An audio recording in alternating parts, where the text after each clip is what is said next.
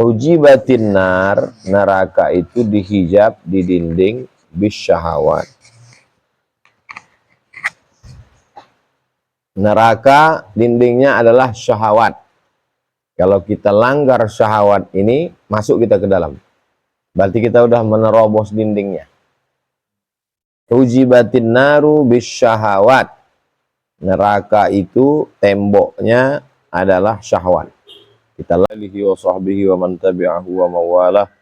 Subhanaka la ilma lana illa ma 'allamtana innaka antal alimul hakim. Rabbi shrah li sadri wa yassir li amri wa hlul 'uqdatam min lisani yafqahu qawli. Qala al-musannifu rahimahullah. Imam Muhyiddin Abu Zakaria Yahya bin Syaraf An-Nawawi berkata, bisanadihi dengan sanadnya. Hadis yang ke-101. Nomor babnya hadis yang ke-7. Anhu, darinya, maksudnya dari Abu Hurairah radhiyallahu anhu. Anna Rasulullah sallallahu alaihi wasallam qala, Nabi sallallahu alaihi wasallam bersabda, hujibatin naru bisyahawat.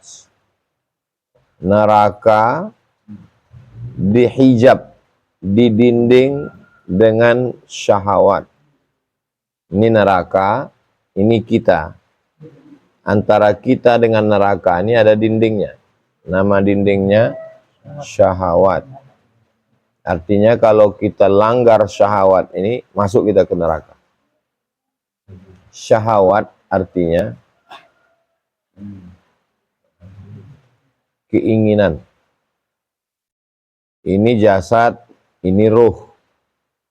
Berjumpa ruh sama jasad, muncul syahwat.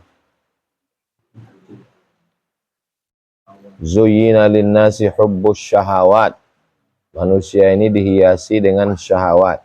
Minan nisa, suka perempuan, perempuan suka pada laki-laki. Wal banin, suka kepada anak-anak. Zuyyina linnasi hubbus syahawati minan nisa wal banin wal qanatiril muqantarati minaz zahabi wal fiddah. Suka perhiasan emas, gelang, rantai, perak, cincin. Wal khailil musawwamah, suka kepada kendaraan. Dulu hewan tunggangan, sekarang mobil sport, motor, moge. Wal an'am, suka kepada ternak, ternak ayam, ternak sapi, ternak onta. Wal harth, suka kepada kebun-kebun, kebun sawit, kebun kurma, kebun anggur. Ini semua ini syahwat. Cuman bedanya kalau bahasa Indonesia, syahwat itu konotasinya seks, nafsu syahwat. Sedangkan dalam bahasa Arab, syahwat artinya semua keinginan. Keinginan yang 6 ini disebut dengan syahwat. Nisa, wal banin, wal qanatiril muqantarati minadz zahabi wal fiddah, wal khailil musawwamah, wal an'am, wal harth. Tapi 6 ini bukan batasan. Ada syahwat keinginan politik, ada syahwat ingin dipuji-puji, popularitas, ada syahwat keinginan untuk lebih dari orang lain, ada syahwat, itu semuanya keinginan-keinginan. Hujibatin nar, neraka itu dihijab, didinding bisyahawat. Neraka dindingnya adalah syahwat. Kalau kita langgar syahwat ini, masuk kita ke dalam. Berarti kita udah menerobos dindingnya. Hujibatin naru bisyahawat. Neraka itu temboknya adalah syahwat. Kita langgar syahwat, masuk kita ke dalam. Makanya semua ibadah dalam Islam ini melawan syahwat. Puasa Arafah melawan syahwat. Tahan makan, tahan minum, tahan mata, tahan telinga, tahan seks, tahan keinginan pikiran, tahan. Tapi Islam tidak menghilangkan syahwat. Kalau hilang syahwat, macam mana orang mau berkeluarga? Menikah itu ada syahwat. Meletakkan syahwat pada tempatnya. Jadi Islam bukan menghilangkan syahwat. Ketika ada ruh di dalam jasad ini, muncul syahwat-syahwat. Karena ada sebagian orang menghilangkan syahwat. Tidak mau makan daging, tak mau makan ayam, karena dianggapnya makanan ini akan menimbulkan syahwat. La tuharrimu ma ahallallah. Jangan haramkan yang dihalalkan Allah. Maka kita makan daging. Makan daging kambing, makan daging sapi, makan daging onta. Tak boleh ada orang yang menghilangkan syahwat. Dari mana datang nafsu seks? Dari makanan. Kalau begitu tak usah makan. Biar supaya badan ini lemah. Tak boleh. Kata yang satu, ana asumu wala uftir. Aku puasa terus. Aku tak akan berbuka puasa. Yang satu mengatakan, aku wala arqud. Aku akan tahajud terus. Aku tak akan tidur. Yang satu lagi mengatakan, wa ana a'tazilun nisa, aku tak akan nikah. Karena nikah syahwat, makan syahwat, punya anak syahwat. Ini semuanya merusak. Nabi marah. Kata Nabi, ana akhsyakum, aku orang paling takut sama Allah. Ana atqakum, aku orang paling takwa. Asumu, aku pun menahan makan. Wa uftir, tapi aku juga makan. Aku berbuka. Aqumu, aku tahajud malam. Wa arqud, tapi aku juga tidur. Wa ana atazawwajun nisa, dan aku menikah. Faman raghiba an sunnati, siapa yang tidak ikut sunnahku, falaisa minni, maka dia bukan umat. Jadi kalau ada orang yang ekstrim, tidak mau makan, tidak mau berhubungan, tidak mau menikah, itu bukan orang baik.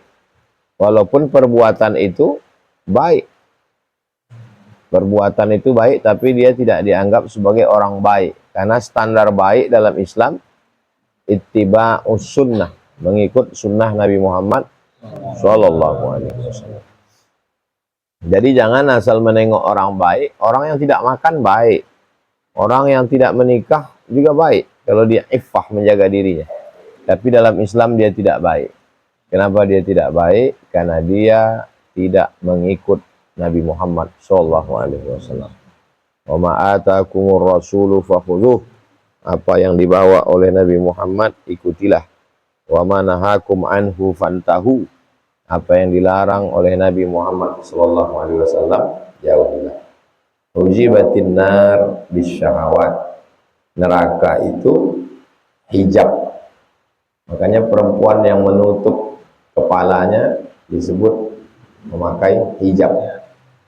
Dinding antara laki-laki dengan perempuan ini disebut dengan hijab.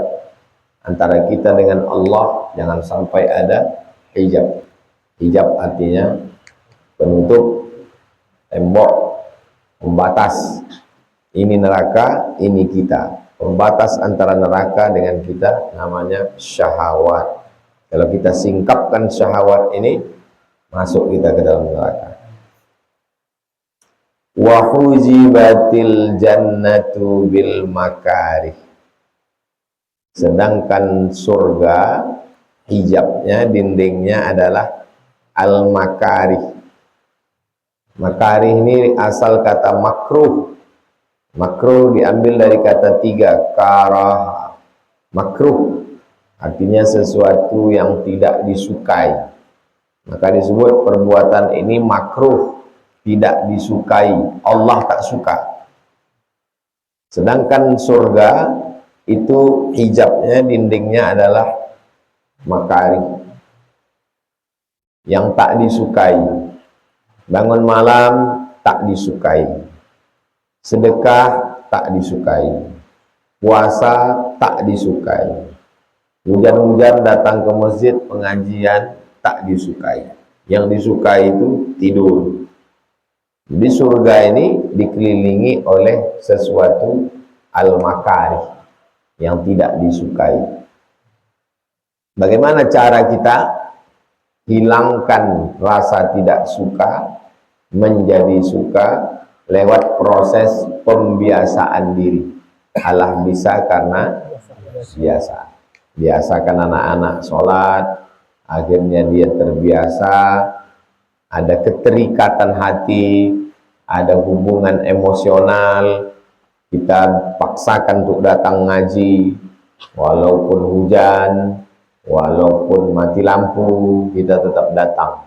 Akhirnya kita ada hubungan, ada connecting, ada hubungan, ada koneksi antara hati kita. Akhirnya dia menjadi sesuatu yang disukai.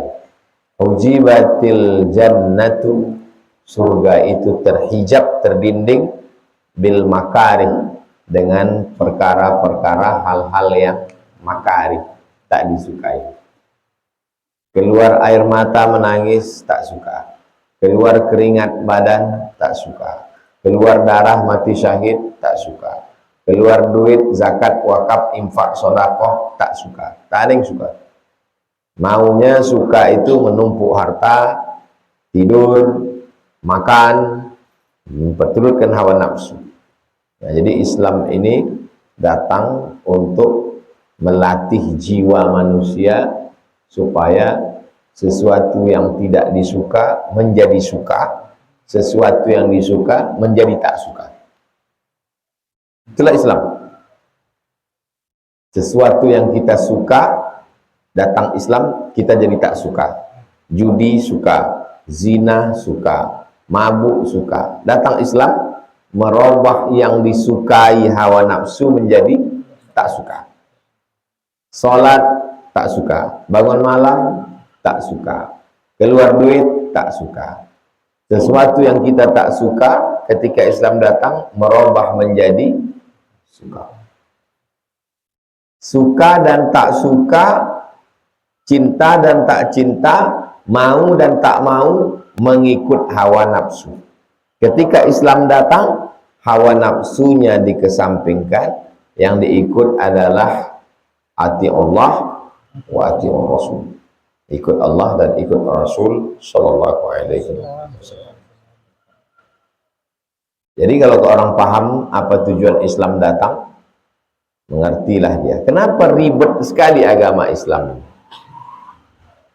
Agama Islam ini agama yang ribet, jelimet, sulit, susah, payah. Ada mandi, ada wudhu, ada tayamum, ada cebok, ada istinja, ada sama.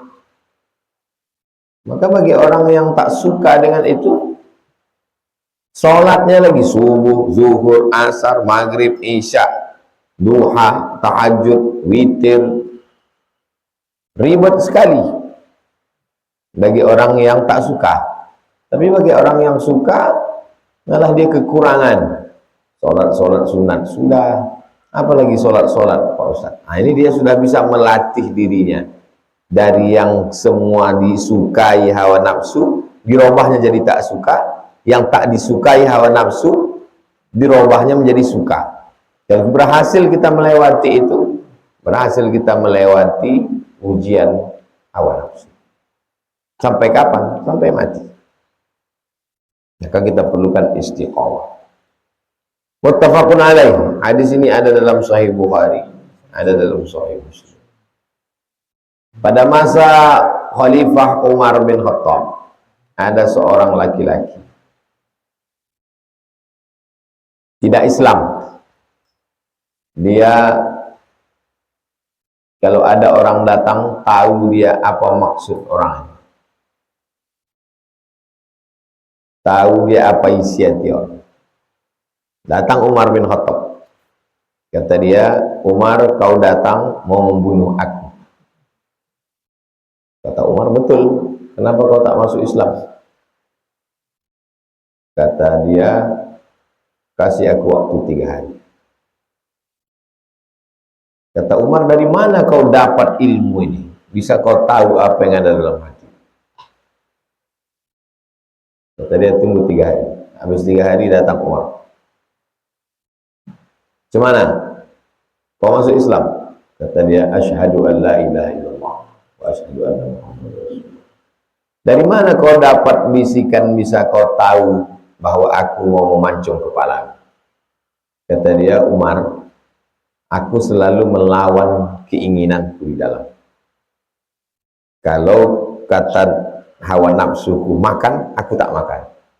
Kalau kata hawa nafsuku marah, aku tak marah. Kenapa kau masuk Islam? Kata hawa nafsuku, jangan masuk Islam. Maka apa yang disuruh hawa nafsuku, ku lawan. Kisah ini disebutkan oleh Syekh Ali Jum'ah ketika membahas tentang firasat.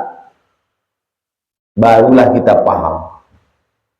Baru kita paham kenapa orang tak Islam kalau dia rajin tirakat. Di Jawa tirakat namanya. Kalau dia rajin melawan hawa nafsunya, pendeta-pendeta, biksu-biksu, tak Islam. Tapi kenapa dia bisa tahu yang gaib-gaib? Karena dia melawan hawa nafsu.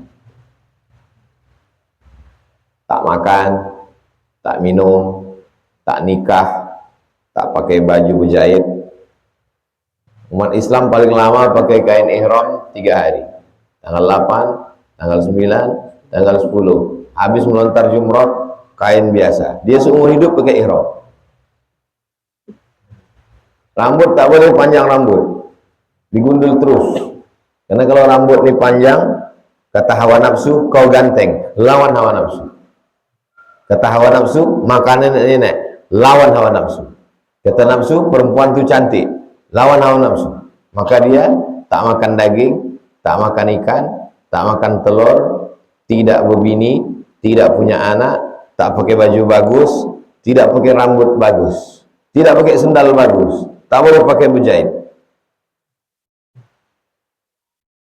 Jadi jangan heran kalau ada dukun bisa tahu yang gaib-gaib. Ada 2 kemungkinan. Pertama, pakai jin. Yang kedua, karena tirakat, karena melawan semua keinginan. Orang yang melawan semua keinginannya bersih frekuensi di channel itu, maka datang tembus dia. Itu terjadi pada masa Umar bin Khattab. Datang Umar bin Khattab hari yang ketiga. Macam mana kata Umar?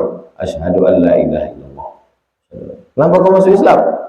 Karena aku selalu melawan hawa nafsu. Kata hawa nafsuku makan, aku tak makan.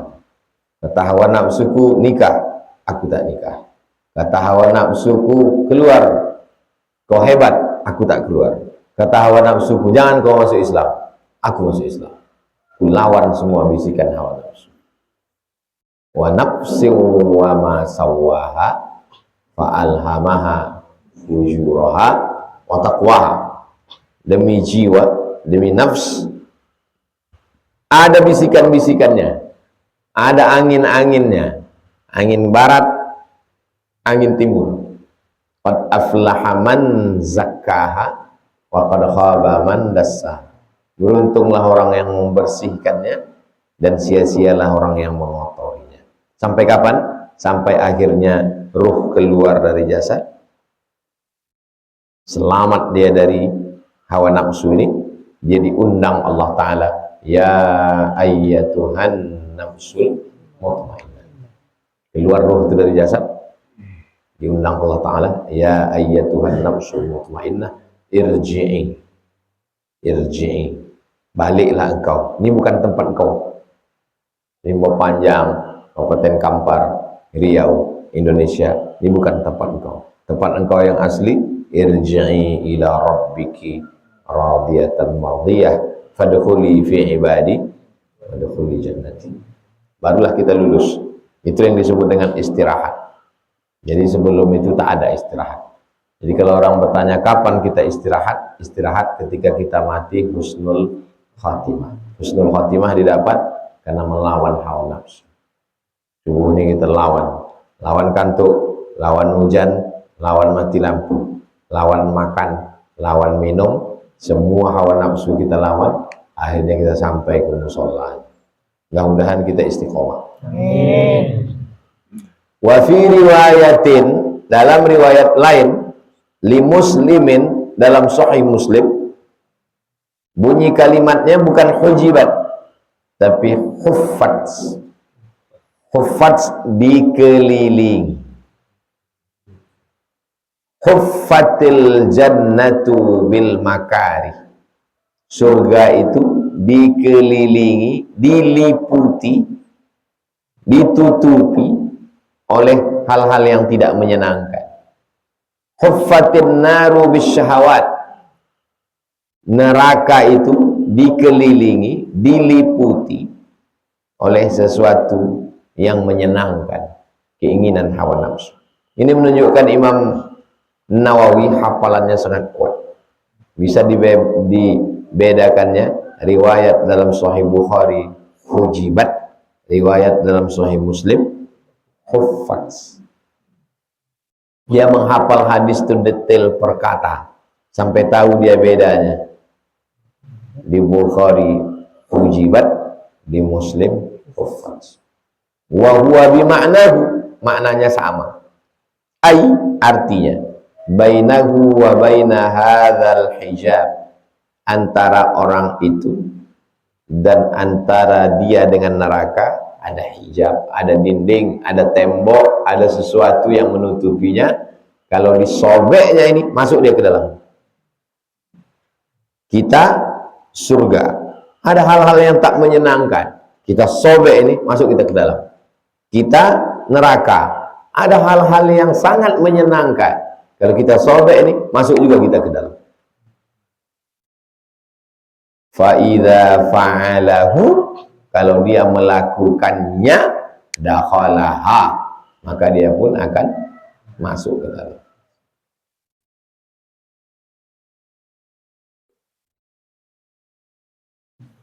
Jadi Nabi itu selalu membuat ilustrasi, gambaran untuk memudahkan pemahaman. Kalau mau simpelnya kan sederhana aja. Kau berjudi masuk neraka, kau berzina masuk neraka, bersedekah masuk surga.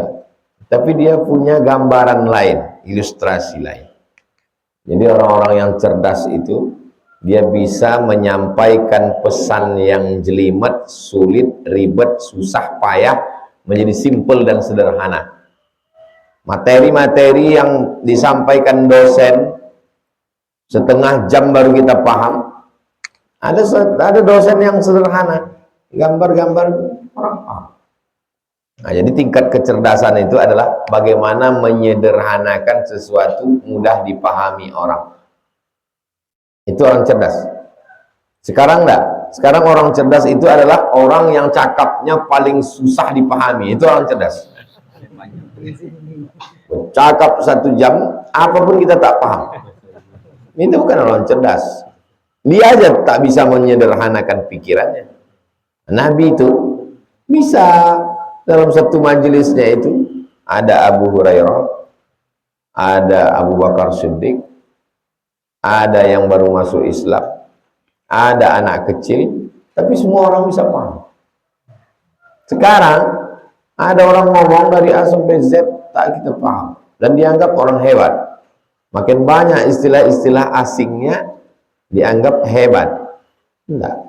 Yang hebat adalah orang bisa menyederhanakan sesuatu yang sulit. Nah, Nabi seringkali kita jumpai itu. Yang payah-payah itu bisa dipahami, dimudahkannya kita memahami. Itu namanya utitu jawami'ul kalim. Aku diberikan Allah sesuatu namanya jawami'ul kalim. Kalimatnya singkat, tapi pemahamannya luas dan mudah orang menangkapnya. Ini surga, ini neraka. Ada hal-hal yang menyenangkan. Kalau kau langgar ini, kau masuk surga. Ada hal-hal yang tak menyenangkan. Kalau kau langgar ini, kau lewati ini, kau masuk surga. Ada hal-hal yang menyenangkan, enak. Kalau kau langgar ini, kau masuk neraka. Langsung kita punya bayangan. Oh, kita pun menjadi paham. Berikutnya hadis yang ke-102. Kalau ikut nomor bab, hadis yang ke-8. An Abi Abdillah, nama dia Hudzaifah ibnul Yaman, tapi panggilannya Abu Abdillah. Biasanya anak pertama. Kalau anak pertama Abdullah, Abu Abdillah. Qala, dia berkata, shallaitu ma'an Nabi sallallahu alaihi wasallam. Saya sholat bersama Nabi Muhammad sallallahu alaihi wasallam. Zata lailatin, suatu malam. Suatu malam saya sholat sama Nabi. Faftatahal baqarata, Nabi membuka dengan membaca surat Al-Baqarah. Bismillahirrahmanirrahim. Alif Lam Mim. Dzalikal kitabu la raiba fihi hudan lil muttaqin. Alladzina yu'minuna bil ghaibi wa yuqimuna as-salata wa mimma razaqnahum yunfiqun. Faqultu yarka'u 'indal mi'ah. Nabi ruku pada ayat yang ke-100. Habis ayat 100, Nabi ruku. Summa madha. Kemudian lanjut lagi. Faqultu yusalli biha fi rak'atin. Nabi sallallahu alaihi wasallam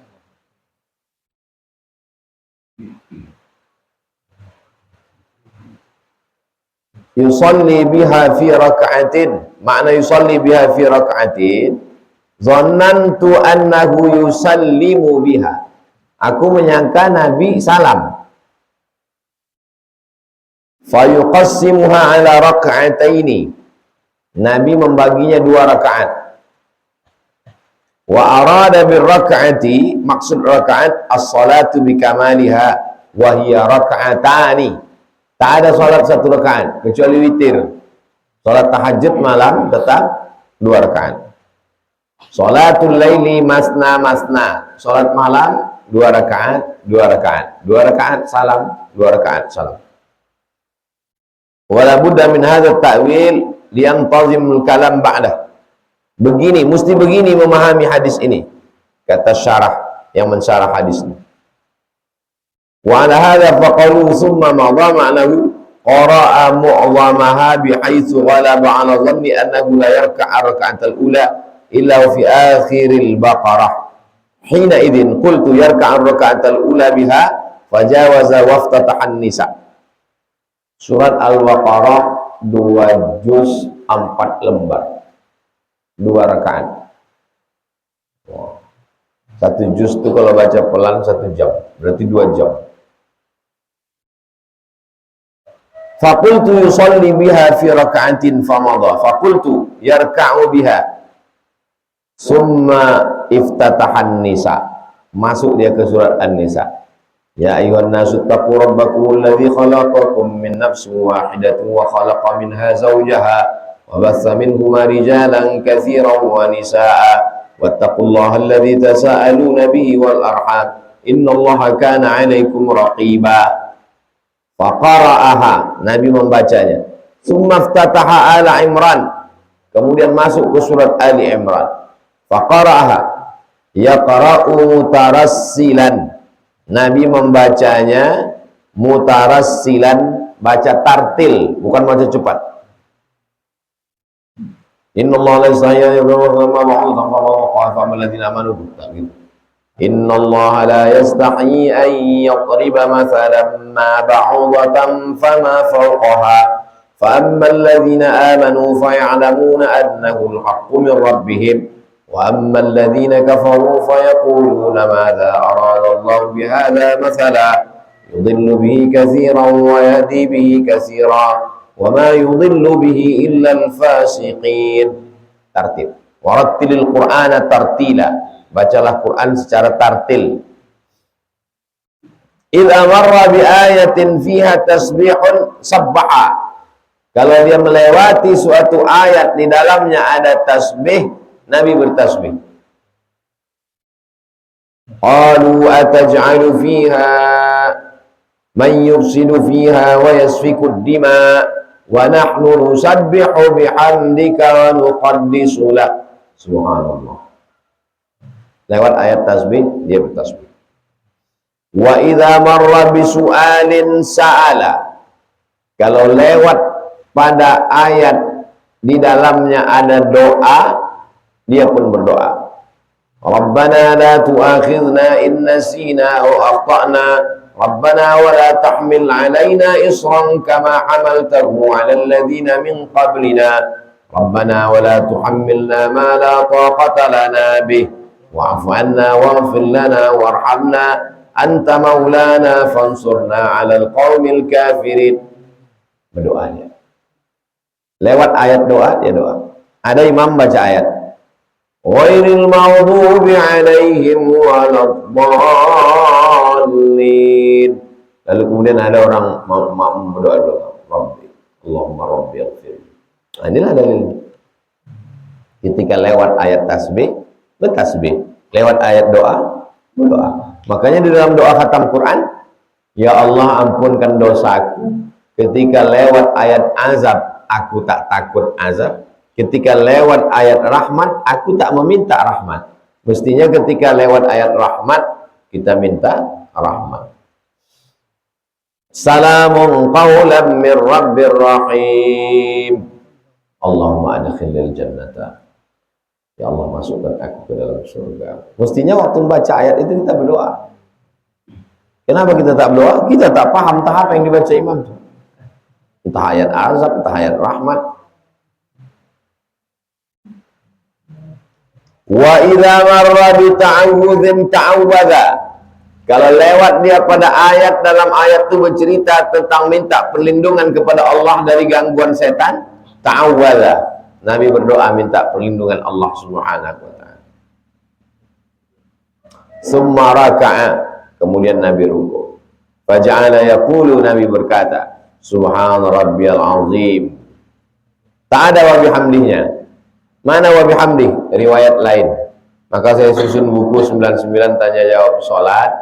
Gara-gara ada ustadz dulu berceramah di Masjid Firdaus, Jalan Harapan Raya.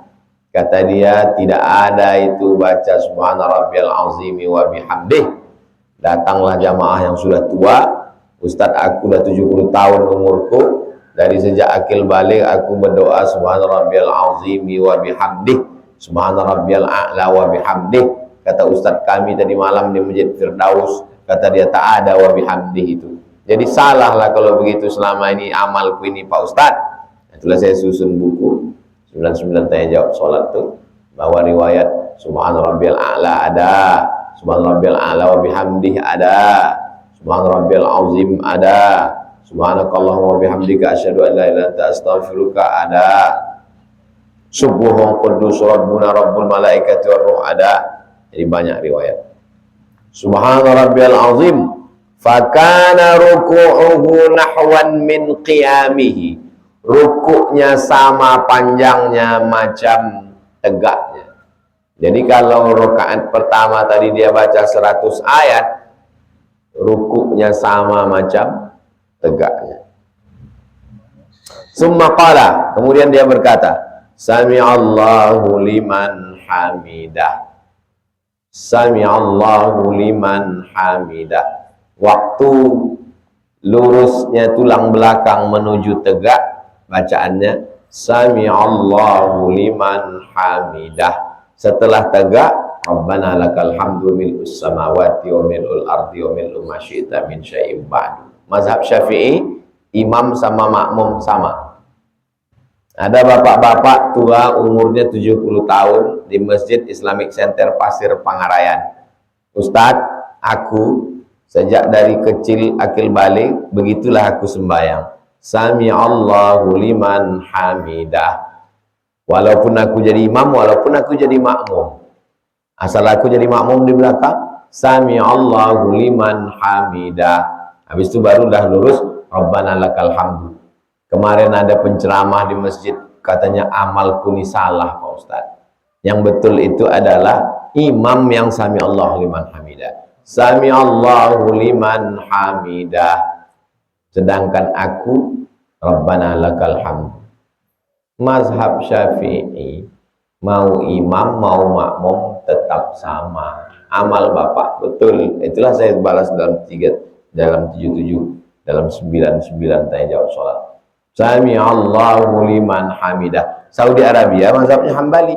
Sami'allahu liman hamidah. Apa kata Allah? Rabbana walakal hamd. Mazhab Syafi'i, Rabbana lakal hamd. Satu bacaan lagi, Rabbana walakal hamd.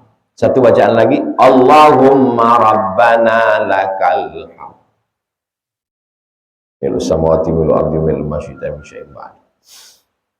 Rabbana lakal hamd. Summa qama qiyaman tawilan. Kemudian dia tegak lama. Mimma raka', Kita pendek aja. Rabbana lakal hamdu mil'us samawati wal ardi mil'u ma syi'ta min syai'in ba'd. Ini dalil bahwa i'tidal boleh lama berdoa kepada Allah Subhanahu wa taala. Summa sajada, kemudian dia sujud, faqala, dia berkata subhana rabbiyal a'la, fakana sujuduhu qariban min qiyamihi. Lama sujudnya mendekati lama tegaknya. Jadi kalau 100 ayat tegaknya, 100 ayat hampir mendekati 100 ayat rukuknya, hampir mendekati 100 ayat sujudnya waktu sholat tahajud. Adapun menjadi imam sholat rawatib subuh, zuhur, asar, maghrib, isya, maka lewat 12 tasbih makruh. Subhana rabbil azim, subhana rabbil azim, subhana rabbil azim, subhana rabbil azim, subhana rabbil azim, subhana rabbil azim, subhana rabbil azim, subhana rabbil azim, subhana rabbil azim, subhana rabbil azim. Kalau antum yang sholat di Masjidil Haram terasa lama karena biasa tempat kita imamnya cepat. Masjidil Haram 12 tuh pas 12. Kata Imam Al-Hasan Al-Basri, paling sedikit 3, yang sedang 5, paling banyak 7. Kata ulama lain, lewat 12 makruh, pakai sedang. Paling sedikit 3, sedang 5, paling banyak 7. Imam Al-Hasan Al-Basri tabi'in.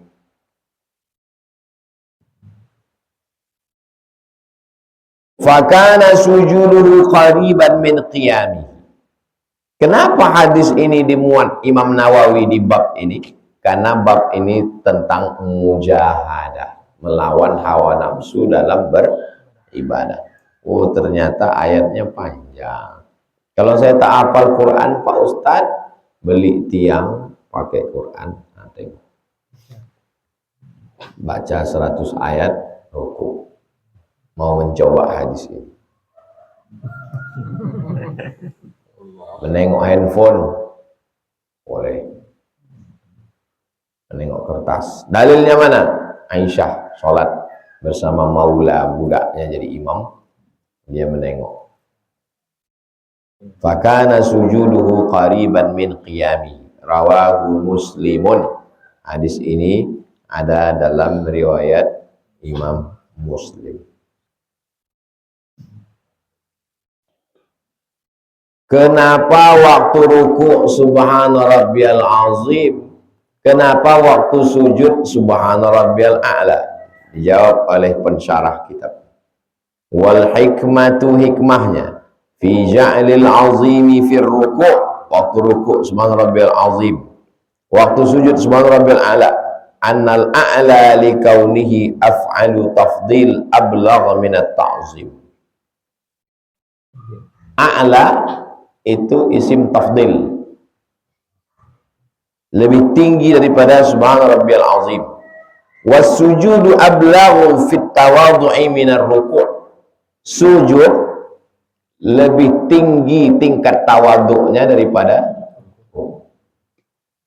Maka dipakailah fi'il yang paling afdal, isim tafdil, subhana rabbiyal a'la. Waktu ruku' subhana rabbiyal azim, kurang tawaduknya.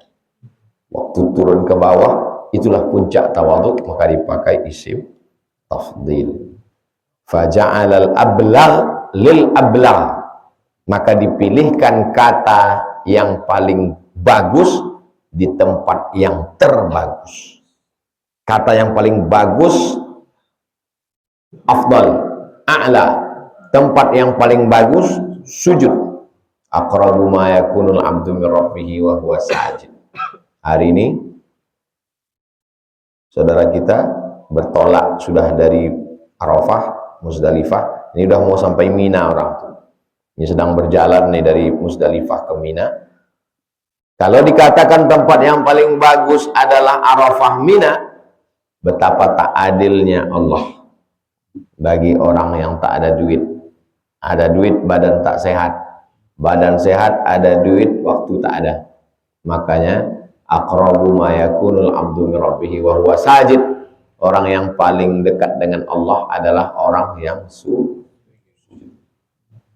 Tak tahu kita tentang sujud kita yang mana yang diterima Allah SWT. Makanya memperbanyak sujud. Satu kali sujudmu sajdatun khairum minad dunya wa ma fiha. Lebih baik daripada dunia dan seisinya. Rawahu Muslim, hadis Muslim. Berikut, jadi kalau begitu ibadah ini ada tegak, ada ruku, ada sujud, ada ayat, ada tasbih, ada doa. Semuanya kita laksanakan. Jangan pilih-pilih. Ada orang yang lama tegaknya, sedikit sujudnya. Ada orang yang sebentar sujudnya, sebentar tegaknya, lama sujudnya. Ada orang yang lama tegaknya, pendek sujudnya.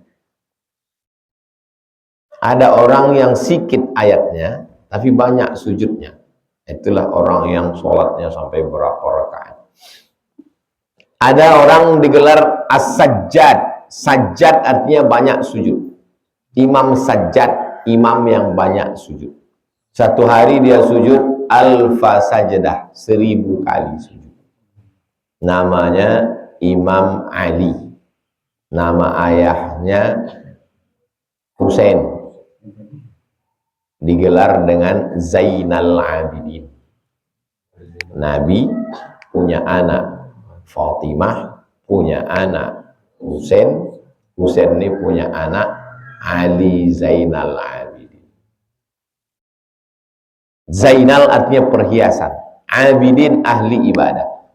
Perhiasannya ahli ibadah. Semua ahli ibadah di dunia ini, dia inilah perhiasannya. Itulah dia Imam Ali Zainal Abidin, anak Sayyidina Husain, anak Fatimah, anak Sayyidina Muhammad sallallahu alaihi wasallam. Di mana bisa kami baca ini dia sujud satu hari 1000 kali sujud? Dalam kitab biografi orang-orang soleh disusun oleh Imam Az-Zahabi. Nama kitabnya Syiar A'lam An-Nubala. Cari di perpustakaan UIN. Syiar A'lam An-Nubala. Panjang, berjilid-jilid. Biografi orang-orang pilihan. Jadi kalau ada orang yang mengatakan kalau tidak dilakukan Nabi bid'ah, maka Imam Ali Zainal Abidin termasuk pelaku bid'ah. Karena dia sujud satu hari 1000 kali. Jadi tegaknya tak terlalu lama, ayatnya pendek aja, sujudnya yang banyak. Itu juga yang dilakukan Qatadah bin Nu'man. Qatadah bin Nu'man dalam riwayat Imam Ahmad bin Hanbal dalam kitab Al-Musnad, sholat dari mulai Isya sampai subuh ayatnya Qul Huwallah, tak ganti-ganti. Dia tidak mengejar tegaknya, tapi mengejar sujudnya banyak. Nah, jadi kalau ada orang ayatnya tak diganti-gantinya Qul Huwallah, berarti dia mau mengajar sujudnya banyak. Ada pula orang sujudnya tak terlalu banyak, tapi tegaknya lama.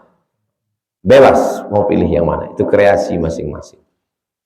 Antum, menurut antum, saya maunya tegaknya lama, Ustaz. Saya mau rakaat pertama ini Al-Baqarah. Bagus, antum coba sendiri. Pernah Ustaz coba? Pernah. Kapan? Menunggu sholat di belakang imam di Masjid Nabawi. Masuk jam 2. Nanti kalau antum pergi umroh, masuk jam 2. Subuh kan jam 4. Terus 2 jam itu ngapain? Tidur. Sholat. Ateslah situ tegak zuhur. Buat Quran kecil atau handphone. Buat rakaat pertama 1 juz, rakaat kedua 1 juz. Setengah jam kalau baca cepat. Habis itu tegak lagi. Mau merasakan apa yang dirasakan oleh Hudzaifah ibnul Yaman. Jadi banyak orang tak tahu dia mau ibadah apa sampai ke tanah suci. Bingung.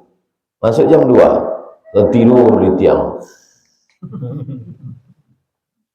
Bingung. Padahal banyak sekali yang bisa kita lakukan. Masuk jam 2, buat 1 rakaat itu 1 juz. Khatamkan Al-Baqarah itu dalam 2 rakaat. Bisa. Kapula tak bisa. Kita lanjutkan 103. At-Tasi'. Menurut nomor 103, menurut dalam bab hadis yang ke-9, Buku cetakan antum nomornya sama. Jadi penomoran ini kadang lain, cetakan lain. Sahih Bukhari nomor sekian, cetakan mana? Karena penomoran itu dilakukan orang belakangan. At-tasi'u 'an Ibni Mas'udin, dari Abdullah bin Mas'ud. Qala, dia berkata, shallaitu ma'an nabi, aku salat bersama Nabi lailatan, pada suatu malam. Fa'atala al-qiyama, Nabi SAW tegaknya lama sekali. Hatta hamamtu bi amri saw'in, sampai aku ingin melakukan sesuatu, aku ingin keluar. Qila wa ma hamamta bihi, kau ingin apa? Waktu di belakang Nabi lama, kau ingin apa? Qala hamamtu an ajlis, aku mau duduk.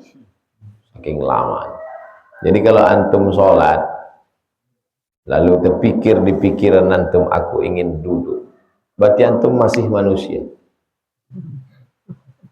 Sholat antum tarawih, imamnya 1 juz, terlintas di pikiran antum, ini duduk aja lah. Lalu selesai sholat tuh antum merasa, aku ini udah berdosa. Sedangkan Abdullah bin Mas'ud pun terlintas juga di pikirannya macam itu. Apalagi kita yang bukan siapa-siapa. Nabi lagi imamnya, terlintas juga di pikirnya. Apalagi imamnya manusia biasa. Ini masih manusia. Hamamtu an ajlis, aku mau duduk. Wa ada'a ma wadda'a, meninggalkan, mau ku tinggalkan aja. Salam duduk panjang kali. Muttafaqun alaih. Apa arti kalimat an ajlis wa ada'a?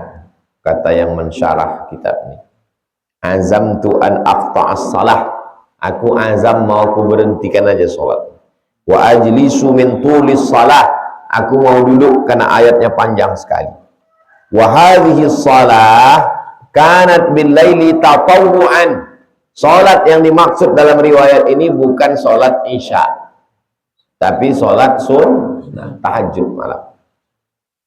Falidzalika, ini dalil boleh tahajud berjamaah. Riwayat yang pertama tadi Huzaifah bin Yaman. Riwayat yang kedua ini Abdullah bin Mas'ud. Riwayat yang ketiga, Nabi pernah sholat tiba-tiba Abdullah bin Abbas datang. Riwayat yang keempat, Nabi pernah sholat tiba-tiba Abdullah bin Umar. Kalau ada orang mengatakan tak boleh sholat tahajud berjamaah, kemana hadis ini kau buang? Falidzalika qara al-Baqarah. Oleh sebab itu Nabi membaca Al-Baqarah, An-Nisa fi raka'atin wahidatin. Wala yanbaghi lil imam an yutila as-salah fil fara'id. Tidak selayaknya seorang imam memanjangkan ayatnya fil fara'id, dalam sholat fardu. Li'alla yathqula 'ala al-musallin, jangan memberatkan bagi orang yang sholat. Wa qala an-Nawawi, Imam Nawawi berkata, fihi annahu yanbaghi al-adab ma'al a'immah wal kibar, adab bersama para imam dan orang besar, bi alla yukhalifahum biqaulin wala fi'lin ma lam yakun haraman.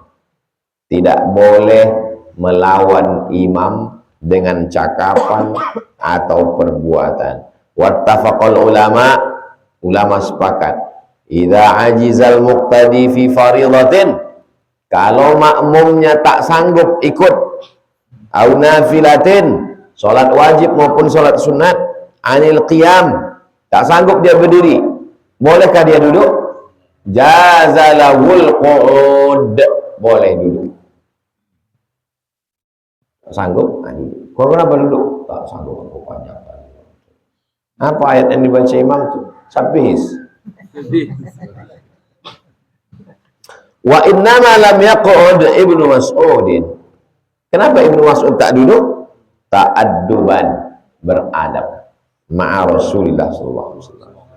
Wa qala al-Hafiz berkata, Kalau disebut Al-Hafiz, itu namanya Imam Ibnu Hajar Al-Asqalani. Fil hadisi, dalam hadis ini, anna mukhalafatal imami fi af'alihi ma'dudatun fil amali sayyi. Melawan gerakan imam termasuk perbuatan sayyi, perbuatan tak baik. Wa fihi tambihun ala jawazi. Dalam hadis ini juga ada tambihun, peringatan, attention. Jawazi istifadati ma'rifati ma ubhama minal aqwal wa ghairiha. Boleh mengambil istifadah, manfaat dari kata-kata yang belum jelas. Mana kata-kata yang belum jelas? Terlintas di hatiku tadi, aku mau berhenti aja. Boleh diambil pelajaran dari sini. Lianna ashab ibn Mas'ud ma'arafu muradahu fi qawlihi hamamtu bi amri su'in. Karena sahabat Ibnu Mas'ud yang mendengarkan hadis ini, mereka tak tahu apa maksud Ibnu Mas'ud. Hamamtu bi amri su'in. Aku mau melakukan suatu perbuatan yang tak baik. Hatta stafhamu. Mereka bertanya, tadi aku waktu sholat sama Nabi itu, hamamtu bi amri su'in. Aku ingin melakukan perbuatan yang tak baik. Sahabatnya bertanya, wa ma hamamta bihi. Memangnya kau mau apa? Aku mau duduk. Rupanya perbuatan mau duduk itu pun tak baik. Duduk itu baik apa tak baik? Duduk baik, apa salahnya? Tapi imam berdiri, kita duduk, tak baik. Kenapa? Mukhalafatul imam. Walaupun boleh, secara adab tak baik. Maka antum tahan-tahan kan. Tahan-tahan kan. Hatta stafhamu, sampai mereka bertanya kepadanya, falam yungkir alaihim, dan ketika ditanya, Ibnu Mas'ud tidak marah, lam yungkir, tak ingkar. Ibnu Mas'ud, kau mau apa memangnya? Jangan kau tanya-tanya, itu kan perasaan aku. Dijawabnya, hamamtu an ajlisa, aku mau duduk. Wa ada aku, mau aku tinggalkan Nabi. Mau aku selesaikan aja sholat. Aku duduk, teruskanlah. Muttafaqun alaih. Hadis ini ada dalam Sahih Bukhari dan ada dalam Sahih Muslim. 3 hadis kita kaji subuh ini, 101, 102, 103. Berikutnya kita jawab pertanyaan, habis itu baru kita sholat sunat Isyraq 2 rakaat.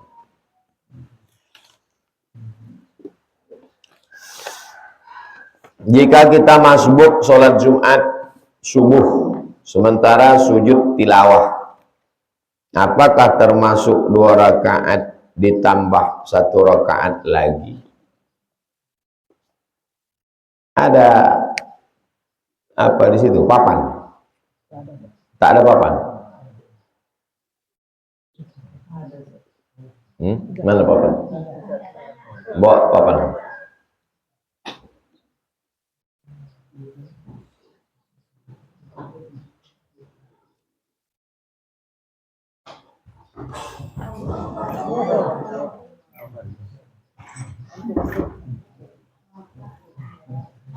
Jika kita masbuk saat Jumat subuh sementara sujud tilawah, apakah termasuk 2 rakaat atau ditambah 1 rakaat lagi? Letakkan sini, sini.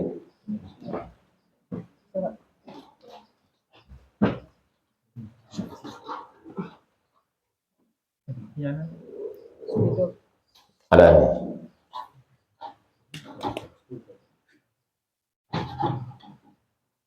Antum masuk ke masjid, imamnya mazhab Syafi'i. Kalau mazhab Syafi'i dia berkunut atau tidak? Dia berkunut. Antum masuk, imamnya udah rakaat kedua, antum masbuk. Otomatis setelah imam salam, antum berdiri kan? Nanti pas di rakaat kedua itu antum berkunut atau tidak? Macam mana orang yang bisa menengok?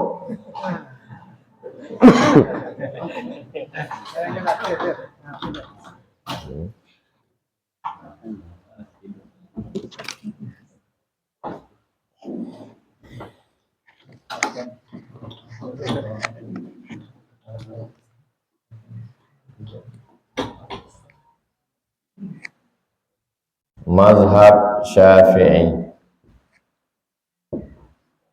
imam makmum.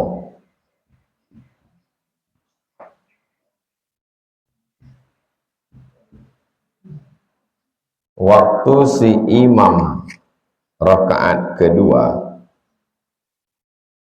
maka si makmum itu rakaat satu. Paham? Waktu si imam salam, si makmum ini berdiri.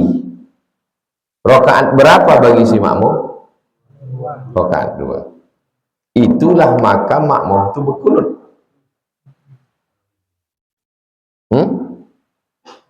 Saya ulang lagi. Masuk ke masjid, imam rakaat dua, makmum masbuk ini ceritanya. Maka si makmum itu rakaat satu. Setelah imam salam, si makmum ini tegak lagi. Rakaat berapa si imam? Si makmum rakaat kedua. Itulah maka dia berkunut. Jadi kalau ditanya setelah salam, kok berkunut lagi? Tadi kan lah berkunut sama imam. Yang tadi itu rakaat dua bagi si imam, bagi aku rakaat satu.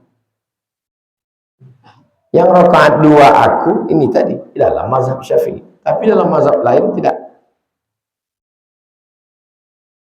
Imam, makmum, masuk si makmum, imam rakaat dua, si makmum rakaat dua juga. Setelah imamnya salam, si makmum berdiri, rakaat berapa? Rakaat satu. Mana dari subuh 3 rakaat?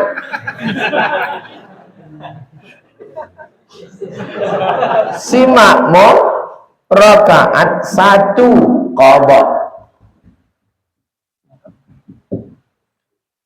menggantikan rakaat satu dia tinggal. Perbedaan inilah yang berpengaruh kepada kunut cara duduk. Jadi kalau ada orang mengatakan duduknya rakaat terakhir si makmum, duduknya rakaat pertama si makmum, duduk tasyahud awal, karena dia menganggap rakaat pertama itu adalah rakaat kedua itu adalah rakaat satu. Ini dasar. Paham? Jelas? Itu kalau tak pakai papan tak nampak, maka saya minta. Jika kita masbuk saat Jumat subuh, sementara sujud tilawah, apakah termasuk 2 rakaat? Karena udah sujud tilawah.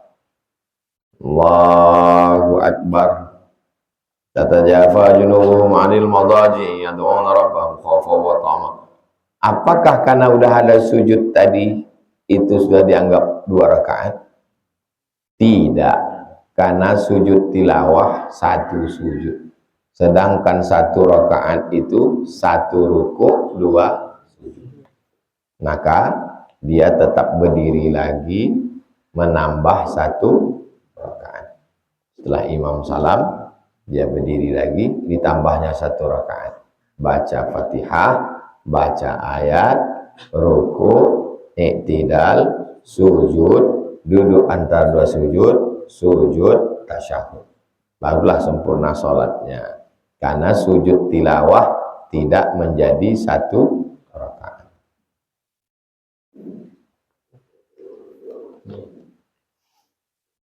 Apa yang dimaksud dengan najis hukmiyah? Antum menggendong anak kecil. Anak kecil ini sudah makan bakwan.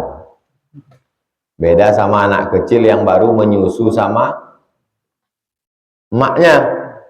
Anak yang 2 tahun ke bawah, baru hanya menyusu saja, maka kalau dikencinginya kain kita, tak perlu kain itu dicuci. Cukup dipercikkan air. Tapi kalau dia udah minum susu kaleng bercampur sama makanan lain, maka air kencingnya itu najis. Najis apa namanya? Najis aini. Najis aini, bendanya najis. Namanya najis aini. Bendanya itu najis. Air kencingnya itu najis. Habis antum berwudu di rumah, pergi ke masjid. Sampai ke masjid, antum merasa perlu mengganti baju. Kenapa? Karena menurut antum baju antum ini kena najis. Najisnya di mana? Lewat lalat. Lewat lalat. Antum bilang ini bernajis. Antum nampak tak najisnya? Tak nampak, kecuali kacamata antum kaca teleskop. Nampak antum di kaki lalat tu tai. Antum tak nampak. Maka itu disebut dengan najis hukmi. Bukan aini. Aini bendanya nampak, tai. Kalau ini hukmi, secara hukum. Bendanya tak ada, secara hukum. Lalu antum pun mengganti baju. Kenapa kau ganti baju? Karena secara hukum baju ini bernajis sudah. Sampai kiamat antum tak sholat. Pergi antum ke kampus UIN, di dalam tas antum tuh kain sarung sama baju. Kenapa? Karena antum merasa waktu antum lewat di depan masjid UIN, antum merasa ada angin berembus.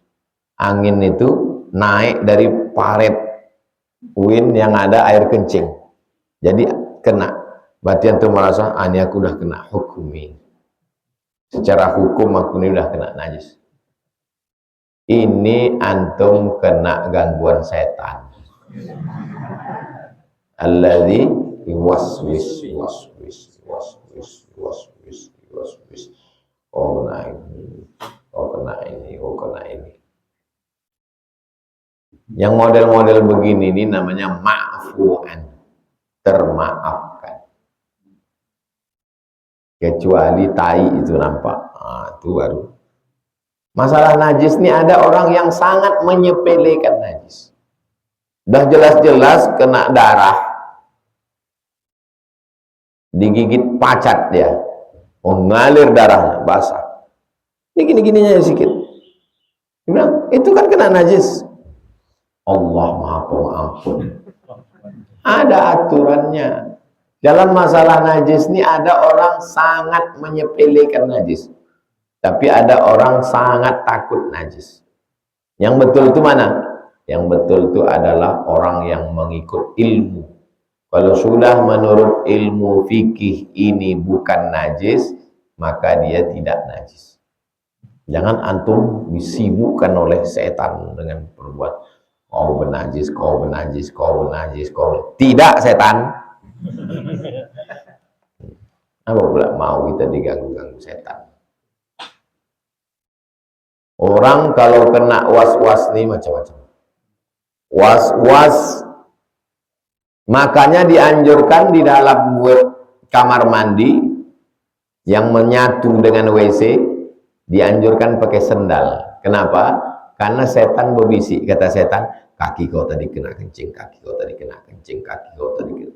Aku pakai sendal setan, kakiku tak kena ke lantai kencing. Wuduk kau dah batal, wuduk kau dah batal, wuduk kau dah batal. Aku tadi udah wuduk lagi setan. A'udzubillahi minasyaitonirrajim, a'udzubillahi minasyaitonirrajim, a'udzubillahi minasyaitonirrajim, a'udzubillahi minasyaitonirrajim, a'udzubillahi minasyaitonirrajim. La ilaha illallah, sekuat-kuatnya katanya. La ilaha illallah, la ilaha illallah, la ilaha illallah. Rentang ke jantung. Menghilangkan setan. La ilaha illallah itu ketang ke jantung. La ilaha illallah ketang ke jantung. Menghilangkan. Apa sebabnya antum diganggu setan? Apa sebab? Apa faktor psikologis? Lain padang, lain belalang, lain lubuk, lain ikannya, lain orang, lain masalahnya. Apa yang menyebabkan? Nah, itu dia mesti ditelusuri ke belakang. Apa pangkal awal nih? Apa sebabnya? Bagaimana hukumnya? Apakah najis hukmiyah bisa berpindah-pindah? Kalau yang sudah ma'fu anhu termaafkan, ma'fu anhu, maka dia macam kaki lalat, hembusan angin, maka dia tidak menajiskan kain saya, tidak menajiskan. Kalau sempatlah saya diganggu, na'udzubillah, tak jadi-jadilah tausiah. Sampai kemari kata setan, kain kau benajis, kain kau benajis, kain kau benajis, kain kau benajis. Ganti kain baru. Aku udah ganti kain baru, kata setan. Waktu mencucinya bersatu sama kain sisami, bersatu sama celana sani. Setan ini macam-macam bisiknya. Sudah kerja dia. La'atiyannahum min baini aydihim wa min khalfihim wa an aymanihim wa an syama'ilihim. Jadi yang bisa menghilangkan itu apa? Ilmu. Kalau antum punya pengetahuan, mana bisa dia? Apakah pikiran bisa menjadi dasar hukum dalam hal keraguan-raguan? Pikiran ini kalau diikutkan lama-lama badan antum ini najis. Sudah mandi sebersih-bersihnya, udah bersih, sudah kain baru diletakkan situ, kain baru berwudu. Kalau berwudu dari situ kemari, kata setan, kaki ada jamaah kakinya benajis kena ini. Akhirnya bawa tong tuh sini ya. Bawa tong sini, kainnya baru, semuanya baru semua. Apa kata setan? Badan kau tuh najis. Kenapa? Badan kau kan dari sperma. Sperma itu kan keluar dari lubang ayah kau, kata setan. Tengok kerja setan. Badan kau ini najis, badan kau ini najis. Karena kau dari sperma, sperma kau keluar dari lubang kencing ayah kau. Berarti kau pun najis, kata setan. Lama-lama kalah, menang kau setan, aku kalah, menang kau setan. Mau kita menang sama setan. Kita lah menang lah setan. Pikiran, ini pikiran, mindset. Sudah perlunya kita mengaji, berilmu, dan berzikir, menguatkan.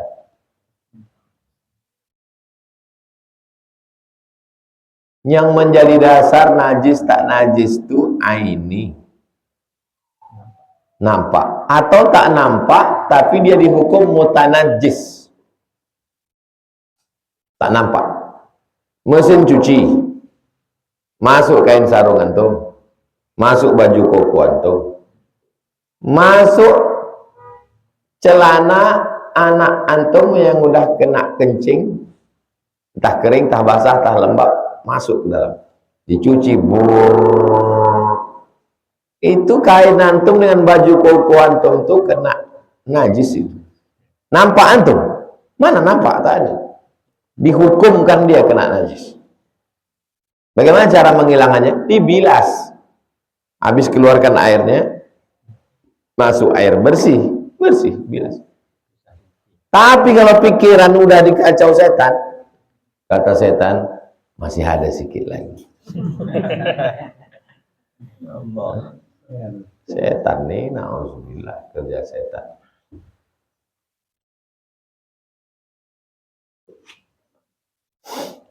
Bagaimana hukumnya imam yang lupa belum berwudu dan baru sadar dia sesudah mau salam? Assalamualaikum warahmatullahi. Assalamualaikum warahmatullahi. Maka si imam mengulangi sholatnya. Nama sholat yang diulangi itu i'adah. Sholat 3. Pertama, sholli fardal maghribi salasa raka'atin adaan. Yang kedua, sholli fardal maghribi salasa raka'atin qadaan. Yang ketiga, i'adatan. I'adah nih yang sudah dilaksanakan tapi tak cukup syaratnya, maka diulang balik. Apa syarat sahnya sholat? Wudhu. Dia tak ada wudhu, maka diulang. Bagaimana dengan makmumnya? Dua pendapat. Pendapat yang pertama, tidak diulang karena sholat dia sah. Sama macam imam itu terkentut imam itu. Apakah batal sholat makmum? Tidak. Pendapat yang kedua mengatakan diulang juga sholat makmum. Antum silakan pilih pendapat pertama atau pendapat kedua tentang makmumnya. Kalau menurut antum tak perlu diulang karena sholatku sudah sah, rukun syaratnya sudah, aku hanya mengikut gerakan, tak perlu diulang. Tapi kalau antum merasa perlu diulang, karena kalau tidak datang was-wasku, da'ma yaribuka ila ma la yaribuka. Hilangkan sesuatu yang meragukanmu pada sesuatu yang tak meragukan. Bisa aja terjadi pada siapa. Mandi dia, habis mandi baru dia ingat, lupa berniat mandi junub.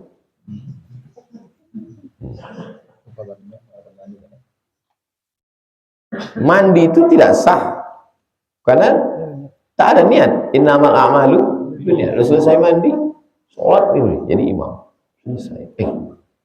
Lupa aku berniat tadi. Bagaimana menghadapi orang yang suka mengejek orang lain yang belum dikaruniai anak? Lapor ke Polda. Pasal mengganggu ketertiban umum. Pasal mengganggu orang lain. Kalau orang tak punya rumah, jangan cerita rumah. Di depan orang tak punya mobil, jangan cerita mobil. Depan orang tak punya anak, jangan cerita. Saya, Pak Tua nih, sekitar umur 70-an, Pak Tua nih, umur 70-an. Satu ustadz belum ada anak. Sama-sama Dewan Juri Musabaqah Tilawatil Quran di Tembilahan, Indragiri Hilir, sekitar tahun 2013 atau 14. 2012 Bengkalis, 2011 Rokan Hulu, Indragiri Hilir sekitar 2013. Sarapan pagilah kami di pasar Tembilahan, roti canai. Bapak yang berdua ini cerita anak saya belokkan karena Ustadz itu ada anaknya. Saya belokkan cerita lain. Memang sedap canai di Tembilahan nih, Pak. Udah saya belokkan cerita anak aja lagi. Dalam hati saya, rupanya orang ini makin tua makin tak ada perasaan. Udah tua, udah mau mati dah. Tak ada perasaan, tak dijaganya perasaan. Kawan ini tak ada. Ada kakak kelas saya umurnya udah 40 tahun. Setiap pertemuan, kau kapan berbini? Kau kapan nikah? Saya orangnya tak suka gitu. Sekali pun tak pernah saya gitu. Saya datang ke dia, saya tanya, ada tak abang? Saya waktu itu masih umur 35. Abang pernah tak nengok orang cantik di Pekanbaru? Itu perlu ditanya. Kalau dia bilang tak ada, berarti dia ada kesalahan seksual. Ada tak orang cantik di Pekanbaru? Ada, katanya. Di mana? Di UIR. Ada anak tuh? Ada. Semester berapa? Semester 6. Di mana rumahnya? Di Perawang. Besok ku bawa mobil ke sini, kita datangi rumah cewek itu. Besok pagi datang, jumpai emaknya. Bu, ini abang saya. Anak ibu itu cantik, kata dia. Mau kami pinang. Kalau ibu setuju, nanti keluarga datang. Kalau ibu tak setuju, bilang sekarang, biar kami cari yang lain. Saya tuh the point. Kata ibu itu, iya, kami setuju. Habis itu keluarga datang. Nikah, 2 udah anaknya. Jadi antum kalau ada kawan jangan diejek, tanya dulu. Dulu saya mau, sekarang kalau membawakan orang saya tak. Karena kalau saya bawakan nanti saya diterima orang. Habislah jatah klien. Jangan nejek orang. Saya memang dari dulu jangan jaga perasaan orang. Saya ditinggal ayah saya dari kecil. Beliau tak pernah menafkahi saya. Sudah pernah saya jumpai, beliau kurang open sampai sekarang. Kalau tidak saya telepon, tak pernah menghubungi. Perlukah saya sebagai anak berbakti kepada beliau yang membesarkan saya, kakek dan nenek saya? Bolehkah saya niatkan semua perbuatan baik saya mengalir kepada kakek dan nenek saya yang sudah meninggal, bukan kepada ayah saya?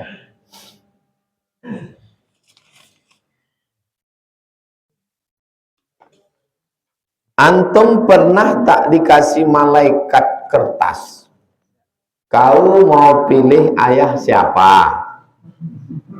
SBY, Jokowi, Soeharto, Prabowo, Anies Baswedan, Ganjar. Pernah tak malaikat datang memilihkan, suruh milih ayah? Pernah? Tak pernah. Jadi yang membuat dia jadi ayah kau itu siapa? Berarti kalau kau terima, berarti kau tak menerima siapa? Tak menerima ketentuan Allah. Masalah pahala solatmu, ya Allah, pahala sembahyangku ini mengalir kepada atukku aja. Untuk ayahku jangan mengalir. Tutup kerannya ya Allah. Tak bisa. Tak bisa. Tak bisa kau berdoa begitu. Kenapa? Karena ayah otomatis dapat pahala anaknya. Enak kali dia. Dia tak ngasih makan aku, dia tak nyekolahkan aku, kok dia dapat pahala? Itu ketentuan Allah. Ketentuan Allah tak usah kau atur, tak usah kau urus-urus. Udah? Pertama, yakinkan bahwa aku tak mau kau jadi ayahku, dan kau pun tak mau aku jadi anakmu. Kau tak suka sama aku pun tak suka sama kau. Buktinya kau tak open sama aku. WA pun tak kau balas. Tapi ini ketentuan Allah. Yang kedua, masalah amalku mengalir ke kau, itu memang sudah otomatis. Kerannya tak bisa ditutup. Jadi apa yang bisa antum lakukan? Antum sampaikan ke dia melalui lisan orang lain. Perbuatan kau salah, Pak. Kau akan dituntut di hadapan Allah. Kau tak mengasih nafkah anakmu. Kau tidak memperhatikan, tak menyekolahkan dia. Kau dituntut di hadapan Allah Subhanahu wa ta'ala. Ya'ti yaumal qiyamati bi sholatin.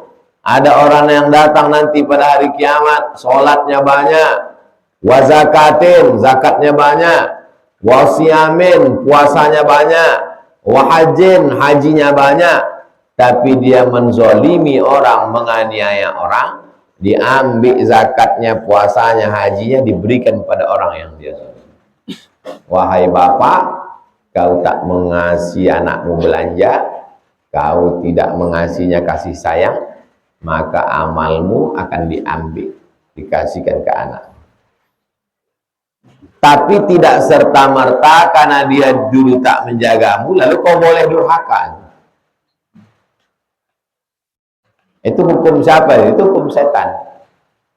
Ustadz, boleh tak saya mencuri listrik? Saya sosialisasi hukum mencuri listrik bekerja sama dengan PLN. Boleh tak saya mencuri listrik? Kalau diturutkan sakit hati pagi tadi, saya bilang boleh, kan mati udah balik. Buka puasa pun belilin, sahur pun belilin tadi. Perbuatan zolim orang tidak menghalalkan kita untuk berbuat zalim. Ayah kau zalim, bukan berarti kau boleh menzalimi dia pula. Tidak.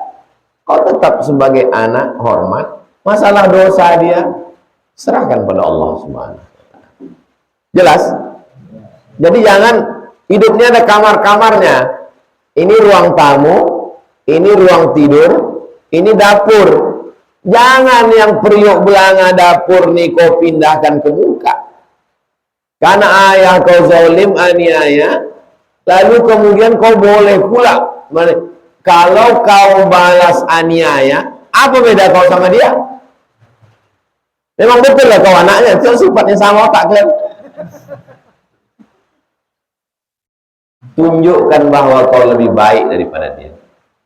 Kau menzalimi aku, kau tak memperhatikan aku, kau tak ngasih aku makan. Sekarang aku udah besar pun kau cuek sama aku, tapi aku tak sama dengan kau. Tapi jangan kau cakapkan begitu. Jangan pulang dari sini kau jumpai dia. Kau memang tak ngasih aku makan, kau tak membesarkan aku dibesarkan atukku, tapi aku tak sama macam kau. Sama lah kau sama dia. Kau tetap buat baik. Masalah jahat dia, buruk dia, Allah Ta'ala Maha Adil. Kau tetap jadi anak yang baik. Jelas? Itulah kaji kita subuh ini. Mudah-mudahan bermanfaat. Kita sholat Isyraq 2 rakaat. Aqulu qawli hadza astaghfirullah li wa lakum subhanakallahumma wa bihamdika asyhadu an la ilaha illa anta astaghfiruka wa atubu ilaik. Assalamualaikum warahmatullahi wabarakatuh.